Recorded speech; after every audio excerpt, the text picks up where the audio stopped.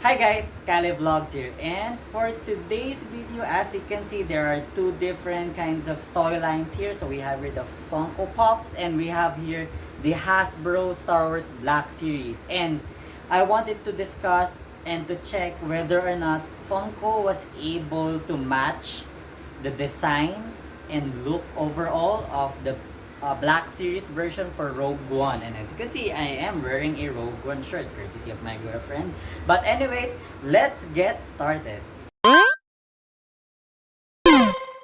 Okay guys, so I just want to give a heads up, and I do apologize if you're going to hear some background noise like drilling and such, kasi yung malapit na bahay sa amin is under construction, so it's going to be a bit noisy. So please do bear with me, and I'll try to louden my voice as much as possible para naman marinig nyo yung boses ko for this video. And as you can see here, just going back, I have here on my right side yung mga Funko Pops for the Star Wars Rogue One. And then dito naman sa left side are all the Black Series na Star Wars Rogue One characters that I have in my collection. So, the reason for this video is I wanted to check whether or not Funko was able to match yung design and was able to, to meet also the expectations na nirelease for the Black Series line. So again, it might be a bit of a different video, at baka magulat kayo na bakit ka nagko-compare ng bobblehead with an action figure? Why are you comparing a collectible item with a toy that has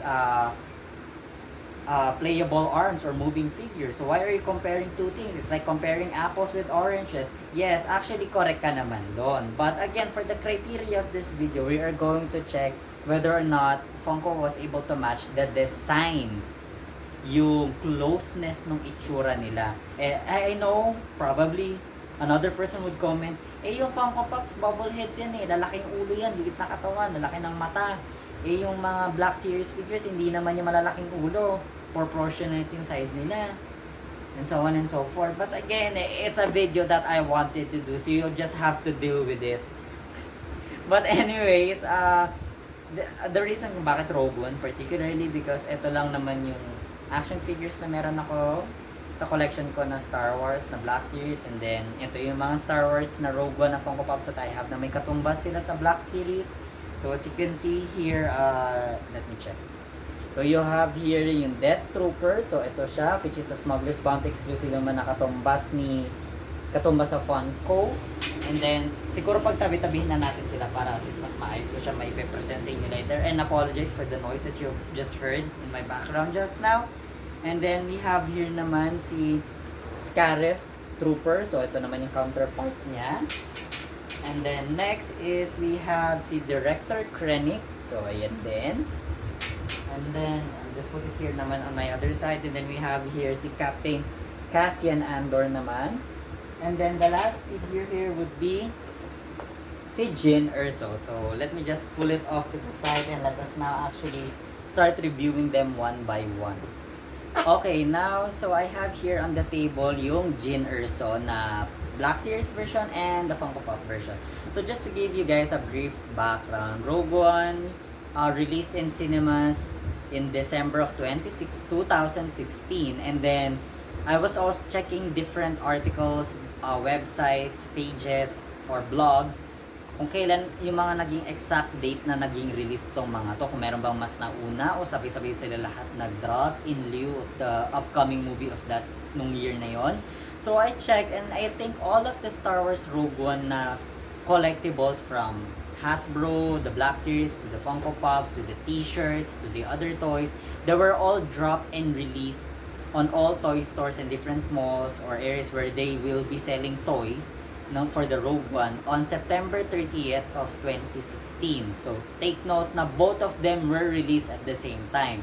Unfortunately, hindi ako nakahanap, or baka hindi na maganda yung source finding ko kung kailan to na manufactured talaga, and then sino sa kanila yung mas nauna. But I guess we'll just talk about yung date release nila. So both of them were released on September 30th of 2016. So let's now actually take a look on both figures. So as you can see here, si Jyn Erso, ang nakalagay nito is Sergeant Jyn Erso or Jedha version niya. So as you can see, meron siya ditong suot na parang scarf that's wrapped around her head kasi nga she's in disguise here.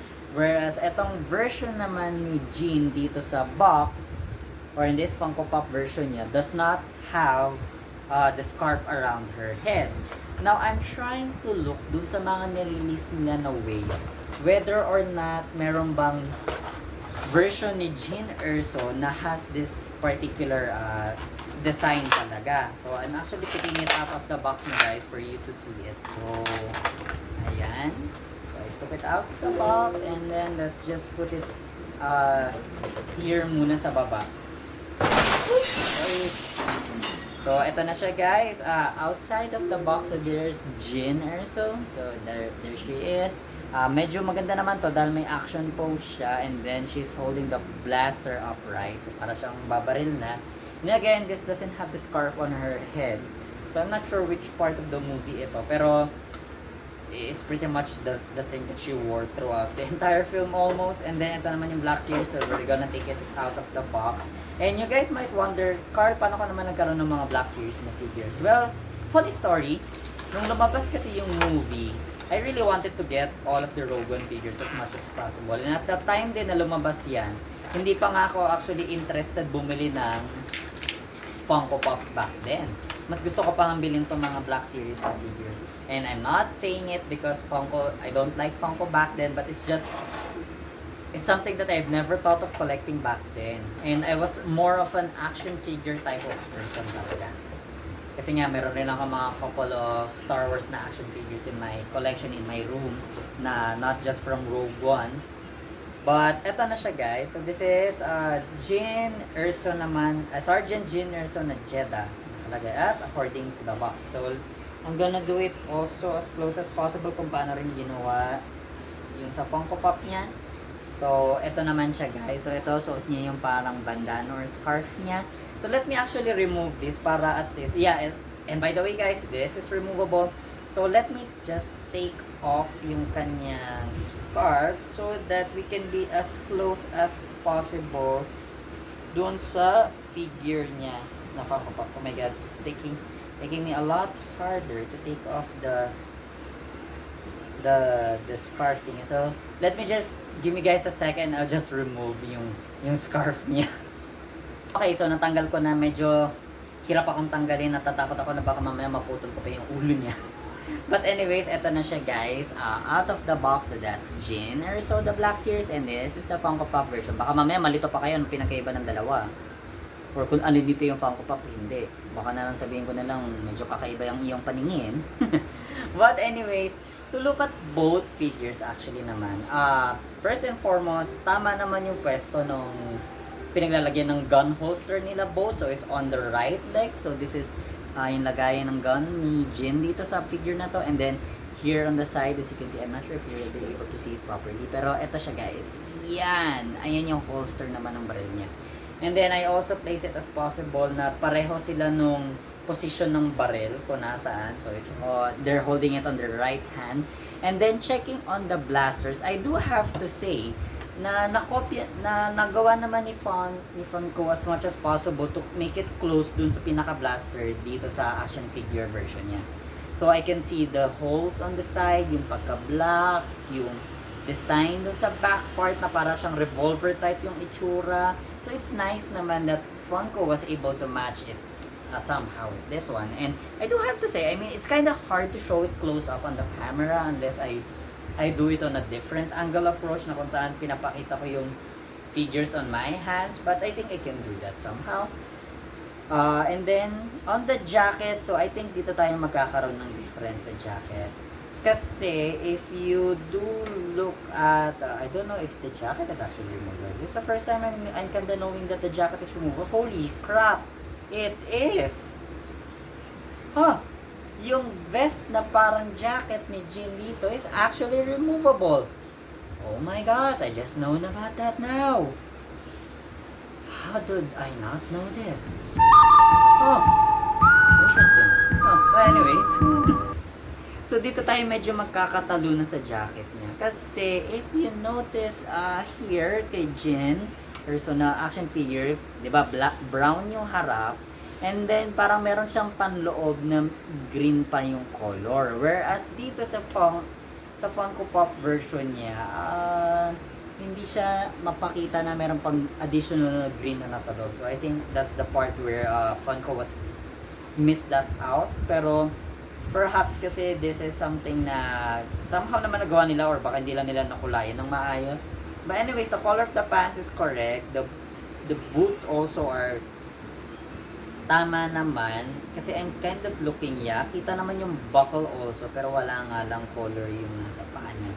But anyways, yun naman, this one. So I do have to say, I would give Funko a 7.5 out of 10 on this one kasi fairly naman nakuha niya talaga lahat ng design na meron kay Jin Erso na figure, and it was also closer rin naman as much as possible to the movie, but there were a bit of things na hindi naman niya nakuha talaga, na hindi nakuha ng Funko versus dun sa Black Series ng figure. So again, this might be a very shocking video with you for you guys watching this, na I am comparing a Funko Pop to an action figure, so there will definitely be a lot of differences, but again, we are aiming here for the designs, kung whether or not Funko was able to match it with the Black Series na mga na-release na toys. But anyways, ito naman na si Jin, so let's now actually move to Cassian Andor. Okay, so now that we're done with the kay Jin Erso, let's now actually move on with Captain Cassian Andor. So let's take a look at them muna. So here, as you can see on the nandito sa right side ko, as you can see, Captain Cassian Andor is wearing yung parang hat niya. I don't know if it's called a hat, a helmet. I don't know what's that called, but it's just something na meron siyang suot sa over his head. Whereas dito naman sa version na to, wala. But actually, yeah, wala. Actually, wala. I think there's not a figure version of this one na yung parang ganito na suot niya. So let's actually take both figures out of the box. Now, I have to say naman on this one, baka, eto naman, I might give a higher rating on this one kasi based on the outside naman, kuha naman niya as much as possible. May mga nakukuha ng pointers I can see it. Pero let's get a closer look up on this one. Then, ito naman, labasan natin yung Black Series version niya. So, this figure actually comes with 2 guns, whereas yung nasa Funko Pop, there's only 1. Yeah, one that I can see. I'm not seeing another gun on him, aside from the one that he's holding. So, let's actually take Captain Cassian Andor out of the box. Oops. Ayan. And then, gayahin lang natin kung saan nakalagay yung baril niya para at least mano natin na medyo close. So, here it is, guys. Ito siya. So, this is Captain Cassian Andor, and this is the Edo version niya dahil ito yung nasa planet Edo na sila na dapat i-assassinate niya na si Galen Erso, pero natigil siya ni Jin. Then, fiasco happened. Sad news, if you haven't watched Rogue One, Jin's dad died there. But anyways, ito siya, guys. So, looking at them both together, and I can definitely see meron dito na wala dito. So, let's, I guess, start with this figure right here. So, on this one, as you can see, meron siyang gun holster din. May lagayan siya ng baril. And I think it's to fit this gun, guys, which is this bigger one. So, let me just put it here. I-shoot na lang natin yung baril niya. Oh, joke lang. Hindi pala pang ito yun. Yung pang maliit pala na baril yun, guys. My bad. So, ayan siya. And then, as you can see, also this thing is removable, I think. Is it removable? Mamaya, mali na naman ako. No, I'm right. It is removable. So, ayan. So, I just removed the hat thingy. So, ayan siya. Kita nyo yung parang hoodie niya sa likod. The hoodie naman is kita sa Funko Pop version niya. But as you can see, if you do check the back part here, Cassian has this part on the back which is not visible on this character. Which is odd enough na bakit wala. So I'm kind of thinking what part ito dun sa movie na may bit-bit siya na ganito. I'm trying to recall on that one. So unfortunately wala siya dito. So there are give and takes already. And then looking at the design wise naman, I think I'm noticing also a couple of differences here. Is that if you notice, with the figure ni Cassian, I'm not sure if mapapakita ko siya na maayos eh. Perhaps not. I don't know eh. Basta meron siya dito sa top chest niya, sa right part, na parang silver and grayish pack. Whereas, dito, wala siya. Na meron dito. And then, ayun nga, the biggest pointer is yung nasa likod, may bag na malaki si Cassian dito sa Funko Pop figure, whereas dito wala. But, this version, Captain Cassian under naman, parang merong small pack din dito sa likod na wala naman dito sa version na to. Dahil nga, natatakpan na nung malaking bag na to. And then, design-wise, on the side, I think yung gloves, yeah, the gloves also made it different. Kasi yung gloves ni Cassian dito are gray, as you can see. And then, if I do give this a close-up, iba yung color niya to, para siyang faded or dirty white yung color, and then gray gloves, whereas dito naman sa figure na to, it's all of the same color, same as nang nandun sa sleeve ng jacket. So again, there are a lot of give and takes, and even the color of the pants, ngayon ko na napansin na there are differences. As you can see, the pants ni Captain Cassian dito is brown, whereas here, it's also the same color as the one sa jacket niya. So again, there are a lot of give and takes here. But I guess for this one, Funko, I'll be giving it 6.5. Dahil, una sa lahat, yun nga, yung weird na may bag to sa likod, whereas yung action figure niya wala. And then, ayun nga, the action figure has 2 guns and may holster, whereas itong nasa Funko Pop version doesn't have a gun holster and only has 1 gun. And then ayun nga, yung color ng gloves hindi nag-match doon sa figure na to. So I think the best score that I can give for this one is a 6, kasi there's a bit of may pagka-difference talaga sila na hindi na-close ni Funko to the action figure that was released. So I'm just going to put that figure here. I don't know if mapapatayo ko siya sa table ng maayos. Ayan, napatayo ko na. So, tapos na tayo kay Captain Cassian, and let's now actually move on naman kay Director Krennic. Okay, so now that we're done with Captain Cassian and Andrew naman na Funko Pop Black Series comparison, let's now actually move with Director Orson Krennic. So, let's now actually take both figures out of the box, because I think there are things na are quite interesting with the Black Series version ni Orson Krennic. So, let me first take out the Funko Pop version. So, I'll just put it back, guys, sa back. So, apologies if hindi kayo sanay sa yung gantong klaseng tunog.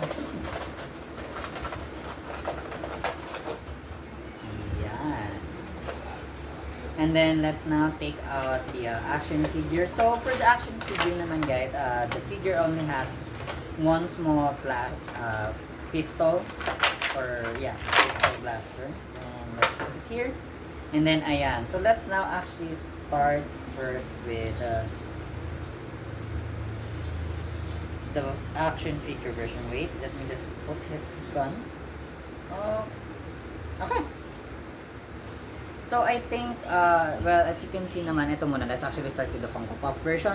So, ito namang version niya is, he is actually holding his gun to the side. Not side pala, but rather yung pwesto niya para siyang nakapaganyan.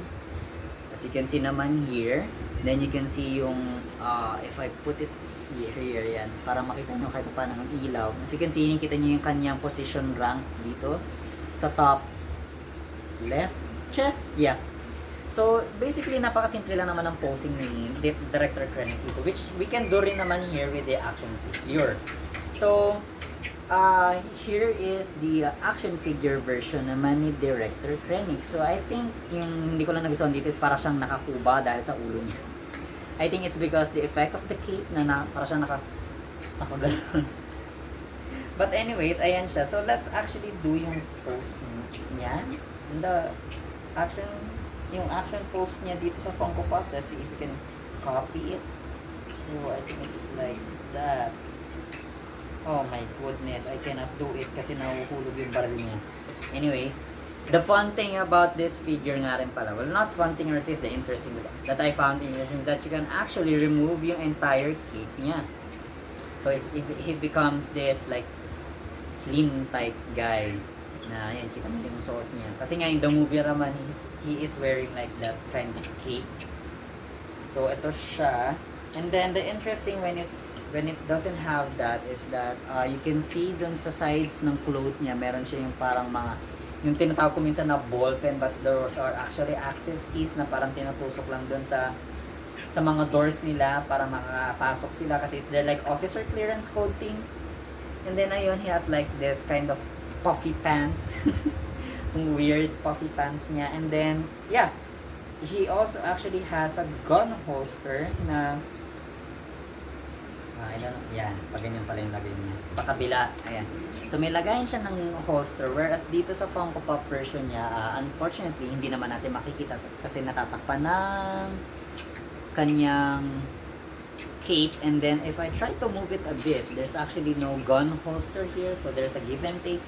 But overall naman, since the director Orson Krennic here doesn't have anything too interesting na to show here, so I think, but if the question to rate naman na is, I think I would give Funko a 7.5 on this one. Kasi nakuha rin din, kasi meron din naman dito sa figure na to yung parang access keys nila, yung access key piece na nandito sa damit ni Krennic na kita rin naman dito sa action figure. And then of course, the gun position is something na nagawa naman natin kanina. Unfortunately, nahirapan na akong gawin. But I guess the takeaway nga lang dito is that wala yung gun holster, hindi siya kita dito sa figure, and then yung pants niya, hindi mapakita yung pagka-puffiness dun sa lower part. So even if the figure has like the cape, ayun, kita nyo guys yung pants niya na ganyan yung itsura. And then yung cape, ayun din, yung cape pala, simple lang, whereas ito, medyo may pagka-design or pattern ka na nakikita with the lining. So yun lang naman yung marirate ko dito. So it's a 7.5 out of 10. And then let's now actually move to the Scarif Stormtrooper. Okay, so that's 3 out of the 5 figures. We're now moving on to our second to the last, and I do apologize if the video is getting a bit longer. Please bear with me, and I know it's a very very odd video for me to do na parang comparing Funko Pops with Black Series figures, like you're comparing something that's very far off from one another. But again, the purpose of this video is to discuss nga naman yung designs. Kung si Funko was able to match naman yung sa Black Series na figures. But more on that, I just wanted to let that out again. Let's now actually take the figure out of the box. So this figure is something that I recently had or purchased this year. So if you guys haven't watched yung video ko na October haul, you would see this figure na included dun sa list na yun. So it's again one of those recent figures that I've had, and I'm very much happy that I actually got this figure na already. So ayan na siya, out of box. And then let's take this one out. So this one only has one accessory, which is a gun, isang baril lang. So ayan siya. And then let's now actually take the gun and put it on his hand. And I do apologize if may maririnig kayo na ingay kasi may dumadaan na sasakyan and medyo may ingay siya. So I think palipasin ko na lang siya muna bago ko ituloy yung pagsasalita ko.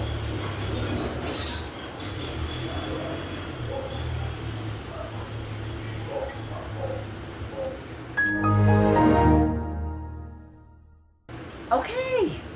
Nakalagpas na. So, ito na siya guys. I'm gonna do it in a bit of an action pose. Ayan. Para mas maangas naman, di ba? Tiyanan! Shooting pose. Whereas, yung nandito kasi actually is nakaganyan siya. So, ito siya guys. So, I think I'm actually enjoying this one. I really like yung mga Stormtrooper na Funko Pops and even the action figures kasi they look very nice and I love it. So, looking on both figures naman, Funko was able to get naman yung emblem or yung emblem or yung marking doon sa helmet. And then sa helmet naman itself, Funko was able to match naman yung itsura ng breathing mask part, the two lines on the black part, even the side. Let's see if yung number din ng stripes is the same. So as you can see, ayan, nakikita nyo may stripes yan, and then this guy also has stripes. So there's a total of 1, 2, 3, 4, 5, 6. So there's 1, 2, 3, 4, 5, 6. Okay. So Funko was able to match the number of the lines. Nice. And even on the back part, itong black part na to, nakuha niya din dun sa figure. So that's nice. The backpack part, I think it's pretty much the same. Nakuha rin even yung mga accessories na nasa likod. Funko was able to get it. And then on the side, yung parang, I don't know kung lagayin ba to ng bala o lagayin ng sigarilyo. Mukha kasi lagayin ng sigarilyo. Pero yung pouch na nasa may waist area niya, nakuha din. And then yung, I don't know what you call this, yung parang pada part ng armor nila, nakuha din naman. Even the leg armor, nakuha rin. The color of the pants, it's brown. It may be a bit lighter dito sa figure na to. As you can see here, it's darker. And then here, I'm trying to point it at the light. Ayan, ayan. So yung color niya, it's still brown though. So it's different from the armor plating na nasa legs. So I do have to say that Funko was able to match this closely, or most closely as possible, with the figure that is released. Ang hindi lang siguro ang napakita dito is yung lower abdomen section. Ito, yung lower abdomen section ng figure kasi is hindi makita sa Funko Pop kasi nga hindi naman makita. And I do have to say also pala, ayan, even the arm printing on the side, kuha rin yung may stripe din. And then yung kabilang side, yung may pagkapula, meron din. Even the yellow parts is nakikita dito. Kita rin siya somehow dito. So I do have to say, Funko was able to, to make this as close as possible with the action figures. And with that, I can give this actually a very good rating of 9 out of 10. I can say this is a 9 out of 10 because Funko was able to, really make it close to the figure as possible. And again, I just really am happy that I was able to get this figure already. And, eto masaya ako na meron akong gantong action figure in my collection. And just a funny story, well, not a funny one, but just a good story to tell is that itong figure na to, I did get it for Christmas. I asked it. It was a Christmas gift from my dad, and then it was on sale. Kasi originally, mga Black Series figures are worth 1.5 per character talaga. And I was able to get this for only 500 pesos. So, panalo ako. 500 or 1,000. I'm not sure. Either of the two. But anyways, mas mura siya. Yun lang yung point ko doon. So, ayan na. So, again, it's a 9 out of 10 rating for this because Funko was really able to make it as close as possible with the action figure. And then, let's now move to the last pair, which is yung Death Troopers. Okay guys, I do apologize kung makakarinig kayo ng tumatahol na aso. I don't know ano yung kinakahulan ng aso, but it's kind of annoying. But please bear with me. And this is the last figure rin naman na. So, we have here the Imperial Death Troopers. So, ayan. So, this is this figure. And then this one is a Smuggler's Bounty exclusive naman. So, there's actually a common one here, which is number 144 na another version niya. And I don't have it yet in my collection, but hoping na at some point in the future, during my attendance in comic conventions or constant checking sa Shopee. Shopee tuloy. Sa Shopee and sa FB Marketplace, hopefully I can get something, makuha yung figure na yun para at least ma-close up ko na yung Rogue One set na to kasi I'm close to finishing it already. I'm just missing the Imperial Death Troopers, si Chirrut Imwe, and C2B5. So if I can find those three by next year, hopefully, yan ang aim natin, makomplete natin siya by next year, I can finally put my mind to rest na na-complete ko na yung set na to and then do a review of it sometime in the future. But anyway, sorry, I digress. I just randomly shared that to you guys because why not? And dahil nandito na rin sa video na to, so let me actually take this figure out of the box. So I think, if tama yung magiging tingin ko dito, there might be some different factor with this one versus this figure. Yeah. So here naman, this figure actually comes with two accessories. One small blaster pistol and the big gun. And then, let's take the figure out. So again, there's There's just something with Stormtrooper na mga action figures that I really enjoy. Kasi syempre, mask figures sila and then you get to see their look talaga. So let me put the gun to the side kasi I think that's how it's supposed to be placed. And then yung barrel niya is actually holding it na patayo. Pero let's just place it here na hawak-hawak niya yung barrel niya and then put it like that. Okay. Okay. Ayan. So, eto na guys yung Black Series na action figure. And then, of course, this is the Funko Pop version. So, I do have to say naman, hindi siya ganun ka-visible. But I like it that Funko was able to match. Ayan, no, actually, pag natatama ng ilaw, you can see yung visor niya is dark green na may kita mo rin naman dito sa figure na to. Ayan, I don't need much light. Pero ayan guys, nakikita nyo na parang mas maliwanag yung visor area niya. So, that's nice naman that Funko was able to do that. And then, looking at the mask naman itself, it was able to capture yung air filter part, yung sa nose part niya. I guess the down part is that hindi niya nakuha yung color kasi yung color nung nasa mask dito sa figure na to is parang grayish, whereas dito naman is just black with a touch of green sa bottom part ng air filter. Was able to get ito namang side. So here, I think this is where it will become different. Kasi etong Funko Pop figure na to, mayroon siya yung pauldron dito. So I think this is the commander. Whereas ito naman, this is just the normal trooper or medyo lower rank na death trooper. I think the action figure that has a pauldron, na yung death trooper na has the pauldron is I think on the 3-pack Black Series set na kasama si Jin tsaka si Captain Cassian and they're both on different looks ata. I'm not sure, I can't recall. Pero ayun, kaya from there, ito na yung difference. That's why I wanted to get sana yung number 144 na Imperial Death Trooper na nandun sa Funko Pop. Kasi yun yung magiging kamatch nito. But anyways, that's different. Pero I guess let's just focus on what we have here. Kasi ito lang naman talaga yung meron tayo. Again, no pauldron, no additional accessories na nakikita ko dito. Kasi this figure, as you can see, I'm trying to lift the head up. I don't know if you guys will be able to see it. Pero meron siya dito yung mga parang grenades, ammunitions. Basta very heavily, equipped yung harap. Whereas this guy doesn't have much. I mean, maliban itong dalawang packs na nasa may hip area niya. And then of course, it has the side gun. And then the back part is another equipment part and I don't know I don't know anong meron dyan. And then here naman, when we look at the back part, ayun yung difference naman. I mean, meron yung pack sa likod and meron din actually yung round part and even the backpack. So overall, I do have to say naman na Funko was able to, match. Siguro kung meron lang ako yung Imperial Death Trooper na ito yung itsura as a Black Series, baka rin naman sabi ko na it was close as possible. Kasi ito nga hawak ko again is just a regular one. And then ito yung mas nakakaangat na rango. But anyways, based on what we have here, I do have to say I'll give Funko 8.5 out of 10 on this one. Kasi nga nakuha naman it would have been a 9 to 9.5 if natama nila yung kulay ng respirator or rather yung part ng helmet nung Death Trooper na silver yung nandito, which is this part kung nakuha lang na silver.